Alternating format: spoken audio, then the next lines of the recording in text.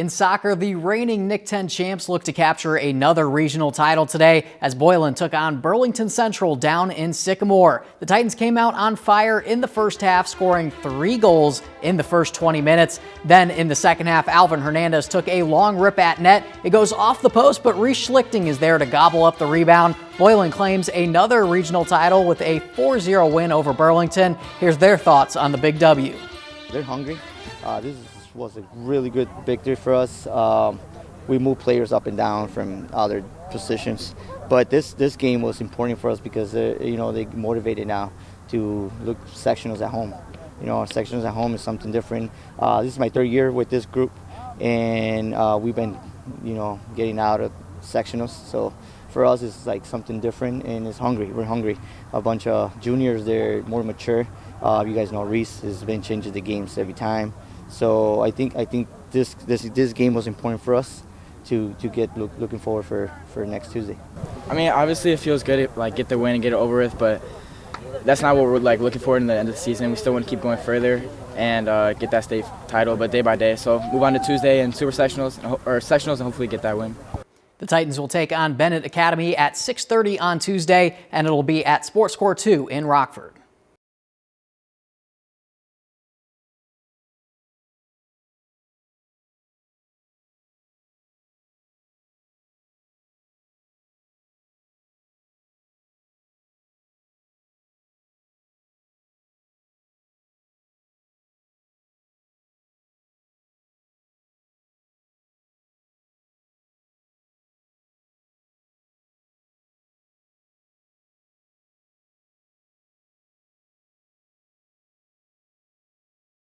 Title in conference history. The last was in 2014, and a decade ago looks very similar to today as they also split that title with the Indians.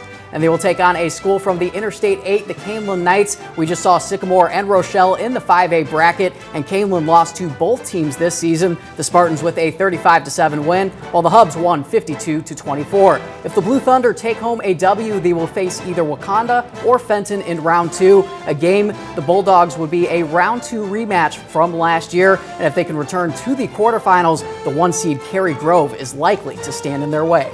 Heading over to 7A, we have 3 area teams looking to make an impact, and it's some of our top finishers in the NIC-10 with Guilford, Harlem, and Hononegah making the cut. The G-Vikes return after a 1-year hiatus, moving their win total from 2 to 6 this season and a 4th place finish in the conference. Let's see who they've got along with our NIC-10 co-champs. The Indians grabbed the highest seed out of our 3 teams and will play the Willowbrook Warriors in round 1. Willowbrook finished 6-3 with a 5-1 record in the West Suburban Conference, and also allowed the least amount of points out of all of their conference foes, so it should be a good one.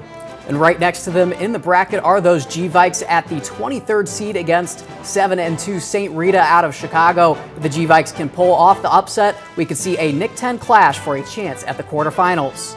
And looking at Harlem, they got a very tough pull against the defending state champions in the class, Mount Carmel. The Caravan have won 15 state championships, which is tied with Joliet Catholic for the most in Illinois history.